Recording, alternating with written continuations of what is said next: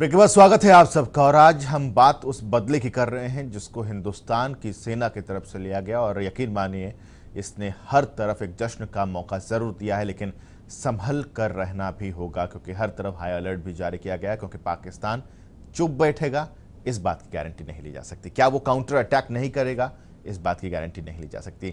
तमाम खास मेहमान हमारे साथ लगातार जुड़े हुए हैं। हमारे साथ अंतर्राष्ट्रीय मामलों के जानकार रविजोत सिंह जी लगातार जुड़े हुए हैं। सारे खास मेहमान भी हमारे साथ हैं। लेकिन रविजोत जी, अगर हम इसे डिप्लोमेसी के तौर पर अगर हम देखते हैं कि जो हिंदुस्तान की एक छवि आज से कई सालों पहले थी, आज हिंदुस्तान की एक छवि ऐसी है जहां पर अंतर्राष्ट्रीय कई देश ऐसे हैं जो हिंदुस्तान के साथ इस मौके पर खड़े हैं या फिर आगे आने वाले दिनों में खड़े होंगे।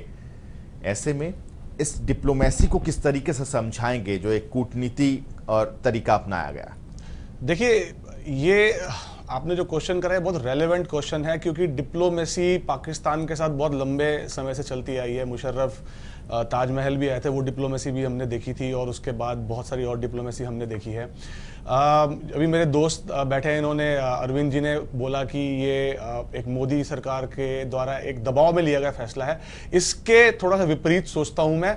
उसका रीज़न क्या है वो मैं आपको बताता हूं कि आप ये देखें कि पिछले 2 साल में तकरीबन नरेंद्र मोदी ने एक तो पूरे जो विश्व में भ्रमण किया है, आज उसका रिजल्ट देखने को मिल रहा है। जो लोग भी उनके विश्व भ्रमण के ऊपर मजाक उड़ाते हैं, ये सोचते हैं कि वो तो सिर्फ घूमते रहते हैं, वहां पर जाके क्या करते हैं, उनको ये समझना चाहिए कि जिस तरह से उन्होंने नए नए एलायंस बनाए, वियतनाम हो चाहे कोरिया हो या जापान हो, आपको डिप्लोमेसी को रिविजिट करना पड़ता है।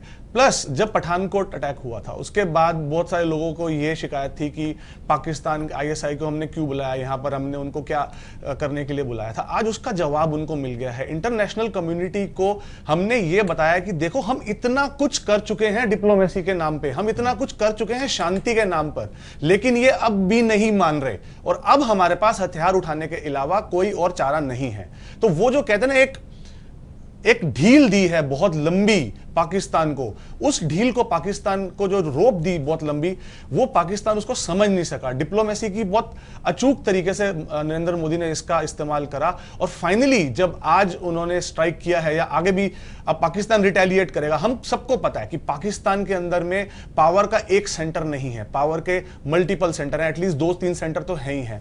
तो डिप्लोमेसी जो है उस जगह पर काम करती है जो पावर का सेंटर दिखता है, जो सो कॉल्ड डेमोक्रेसी है, जो मिसिंग है पाकिस्तान के अंदर में। तो जो 2 साल लग गए इस चीज को, मुझे लगता है कि ये एक नेसेसरी टाइम था, और राइट टाइम पर आने पर नरेंद्र मोदी सरकार ने इसको स्ट्राइक किया है। और हमारी इंडियन आर्मी दुनिया की बेहतरीन आर्मी में से एक है, उसका कोई दो राय है नहीं। आप ये चीज आगे भी देखिएगा। रविजोत सिंह साहब, हिंदुस्तान ने इस ऑपरेशन की जानकारी 22 और मुल्कों को भी दी है, जिनमें से बांग्लादेश ने इस सर्जिकल स्ट्राइक का समर्थन भी किया है। अंतर्राष्ट्रीय नजरिए से अगर हम देखें इसे, क्योंकि 26 तारीख को यूएन में सुषमा स्वराज के कहने के बाद हम लोग ये उम्मीद कर रहे थे कि इस तरह की कोई कार्रवाई होगी, और वह ऐसा ही हुआ। अब अंतर्राष्ट्रीय समुदाय के दृष्टिकोण से अगर देखें तो आप कैसे इसको डिफाइन करेंगे? देखिए, सबसे पहले तो मैं बधाई देना चाहता हूँ इंडियन पॉलिटिकल का जो बदलता सिनारियो है, और अपना जो इंडियन आर्मी है जिन्होंने इस सर्जिकल स्ट्राइक को इतने अच्छे से अंजाम दिया, और पूरे देश का आवाम इस वक्त बहुत खुश है। आपके जो क्वेश्चन है उसका जवाब ये है कि आप ये देखिए, उरी अटैक के बाद हिंदुस्तान ने जिस तरह से एक एक करके पूरे तरीके से पाकिस्तान को ये आइडिया दे दिया था कि हम लोग तुम पे वापस अटैक करेंगे, हम तुम्हें इतनी आसानी से इस चीज को जाने नहीं देंगे, क्योंकि पाकिस्तान को ये लगने लगा था कि हिंदुस्तान कभी भी उन पर अटैक नहीं कर सकता, सर्जिकल स्ट्राइक नहीं कर सकता। तो जो जैसे कि आपने बोला कि बांग्लादेश ने इंडिया को बैक करा और 22 कंट्रीज को इंडिया ने बताया, इसीलिए जो जनता के अंदर भी ये था कि इंडिया क्यों भी रिप्लाई नहीं कर रहा, मोदी जी क्यों रिप्लाई नहीं कर रहे। बहुत सारे व्हाट्सएप पे मैसेजेस आने लग गए कि अरे इनके इलेक्शन से पहले की बात कुछ और होती है और बाद की बात कुछ और होती है। तो हर चीज का एक दिन मुकर्रर होता है, और वो जो आर्मी को दिन दे दिया गया था, तो स्ट्रेटेजिकली पूरे वर्ल्ड के अंदर में उस चीज को, उसकी भूमिका बनाते हुए वो दिन आखिरकार कल आया, और हिंदुस्तान ने इस चीज को बड़े अच्छे से किया, ताकि एक पूरे वर्ल्ड में उस चीज को दिखा दिया जाए कि पाकिस्तान ही वो देश है जहां पर टेरर कैंप्स हैं, और ये टेरर कैंप सिर्फ हिंदुस्तान को तंग नहीं करते, ये तंग करते हैं यूएस जैसे कंट्रीज को भी और बाकी भी पूरे दुनिया को।